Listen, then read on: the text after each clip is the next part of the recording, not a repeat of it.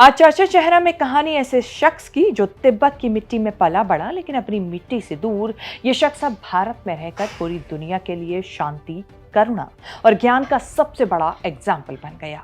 ये किसी फिल्म की कहानी नहीं बल्कि हकीकत है 14वें दलाई लामा यानी तेंजिन ग्यात्सो की जिंदगी की सच्ची कहानी। भारत में कहा जाता है अतिथि देवो भव यानी मेहमान भगवान के समान होता है। इस बात को भारत ने 1959 में सच कर दिखाया जब देश के पहले प्रधानमंत्री पंडित जवाहरलाल नेहरू ने तिब्बत के धर्मगुरु दलाई लामा को भारत में शरण दी। भारत से ही दलाई लामा ने पूरी दुनिया को अहिंसा, मानवता और प्यार का संदेश दिया। 90 साल के हो चुके तेंजिन ग्यात्सो दलाई लामा ही पुकारे जाते हैं। इन दिनों उत्तराधिकारी चुनने को लेकर चर्चा जोरों पर है, जो कि पूरी तरह रीइंकार्नेशन यानी कि पुनर्जन्म पर आधारित है। इसीलिए दलाई लामा बने हैं हमारे शो के चर्चित चेहरा। अब इसे लेकर चीन ने बड़ा दावा कर दिया है। क्या कहा है चीन ने? क्यों दलाई लामा के एक बयान से चीन को हुई इतनी तकलीफ? कैसे दशकों पहले जवाहरलाल नेहरू ने चीन को नहीं होने दिया था अपने मंसूबों में कामयाब? और आखिर कैसे पुनर्जन्म, धुएं, माला और छड़ी से चुने जाते हैं दलाई लामा? बताएंगे सब चर्चित चेहरा के इस एपिसोड में, तो बने रहिए वीडियो के आखिर तक। नमस्कार, मैं हूं कीर्ति और आप न्यूज तक पर देख रहे हैं चर्चित चेहरा। तिब्बत की धार्मिक, सांस्कृतिक और राजनीतिक पहचान के प्रतीक दलाई लामा 90 साल के हो चुके हैं। तिब्बत में अब तक 14 दलाई लामा हो चुके हैं, जिनके नाम का मतलब ही बनता है ज्ञान का महासागर। 1959 में ज्ञान के इसी महासागर की मदद करने के फैसले से नेहरू ने दुनिया भर में अतिथि देवो भव की मिसाल पेश की, वो भी दलाई लामा के यानी तेंजिन ग्यात्सो के सिर्फ एक रिक्वेस्ट पर। एक चिट्ठी जिसमें लिखा था, पूरी दुनिया में भारत के लोग मानवीय मूल्यों के समर्थन के लिए जाने जाते हैं। हम सोना इलाके से भारत में प्रवेश कर रहे हैं। हमें आशा है कि आप भारत की धरती पर हमारे रहने का प्रबंध करेंगे। हमें आपकी मेहरबानी पर पूरा विश्वास है। चिट्ठी में लिखे बस इन्हीं चंद शब्दों से पंडित नेहरू पिघल गए थे और उसके बाद उन्होंने दलाई लामा को भारत में सिर ढकने की जगह दी। तब से आज तक दलाई लामा भारत के ही होकर रह गए। आज भी वो भारत के राज्य हिमाचल प्रदेश के धर्मशाला में रहते हैं और यहीं से तिब्बत की धार्मिक, सांस्कृतिक और राजनीतिक पहचान का प्रचार प्रसार करते हैं। दलाई लामा के पलायन की शुरुआत तब हुई जब 1950 में चीन ने तिब्बत पर सैन्य कब्जा कर लिया। तब दलाई लामा, जो उस समय महज 15 साल के थे, उस वक्त उन्हें बौद्धिक और धार्मिक नेता के रूप में आगे आना पड़ा। कुछ सालों तक उन्होंने चीन के साथ सहमति और बातचीत की कोशिश की, लेकिन 1959 में जब तिब्बत में बड़ा जन विद्रोह हुआ और स्थिति गंभीर हो गई, तब उन्हें तिब्बत छोड़ना पड़ा। लेकिन जितना आसान ये कहने में लग रहा है, उतना आसान तिब्बत से भारत आना दलाई लामा, उनके परिवार और उनके फॉलोअर्स के लिए बिल्कुल भी नहीं था। महिलाओं ने दाढ़ी मूंछों के साथ, पुरुषों ने भी अपना पूरा हुलिया बदलकर ये रास्ता तय किया था। वो बड़े ट्रकों और डंपरों के नीचे लटक कर भारत से चीन की तरफ आए ताकि चीन की सेना की नजरों से बच सके। ये सब इसीलिए क्योंकि चीन तिब्बत पर पूरी तरह से कब्जा करना चाहता था और वो ऐसे दलाई लामा के जीते जी नहीं कर सकता था।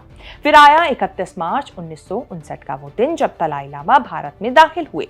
यहाँ भारतीय अधिकारियों ने उन्हें प्रधानमंत्री नेहरू का टेलीग्राम दिया। कुछ हफ्ते तवांग, तब अरुणाचल प्रदेश में जो हुआ करता था, वहां पर रहने के बाद दलाई लामा पूरे परिवार के साथ मसूरी पहुंचे। यहाँ उनकी मुलाकात प्रधानमंत्री नेहरू से हुई। दलाई लामा ने नेहरू से 8000 तिब्बती शरणार्थियों को भारत में रहने की मंजूरी मांगी और नेहरू तैयार हो गए। इसके बाद तिब्बत से हजारों लोग भारत आए और अलग अलग जगह जाकर बस गए। आगे जाकर दलाई लामा ने धर्मशाला में तिब्बती सरकार का गठन किया और फिर कभी लौटकर तिब्बत नहीं गए। इन दिनों दलाई लामा के उत्तराधिकारी को लेकर चीन और तिब्बत की निर्वासित सरकार के बीच जुबानी जंग जारी है। दलाई लामा ने बीते दिनों अपने जन्मदिन पर साफ कर दिया कि उनकी मौत के बाद उनका उत्तराधिकारी घोषित किया जाएगा, यानी उनके जीते जी बिल्कुल नहीं। 90 साल के हो चुके दलाई लामा कह चुके हैं कि वो अभी 40 साल और जिएंगे, लेकिन अभी भी ये सवाल बना हुआ है कि क्या मौजूदा दलाई लामा जीवित रहते हुए अपने पुनर्जन्म के बारे में कोई संकेत देंगे या नहीं। हालांकि इस पर चीन का कहना है कि दलाई लामा के पास पुनर्जन्म प्रणाली पर फैसले लेने का कोई अधिकार नहीं है। दलाई लामा से जुड़ी एक इंटरेस्टिंग चीज जो वो ये है कि इन्हें चुनने की प्रक्रिया भी बिल्कुल अलग और एकदम खास है। दलाई लामा को चुनने की प्रक्रिया पुनर्जन्म पर बेस्ड है। सीनियर लामाओं यानी बौद्ध अनुयायियों में से ही अगले दलाई लामा को चुना जाता है। संकेतों, सपनों, भविष्यवाणियों और पिछले जन्म की यादों के आधार पर ही दलाई लामा को चुना जाता है, जिसमें कई साल भी लग जाते हैं। कई बार तो बचपन में ही लामाओं को चुन लिया जाता है और दलाई लामा के लक्षण एक से ज्यादा बच्चों में दिखाई दे सकते हैं, ऐसा कहा जाता है।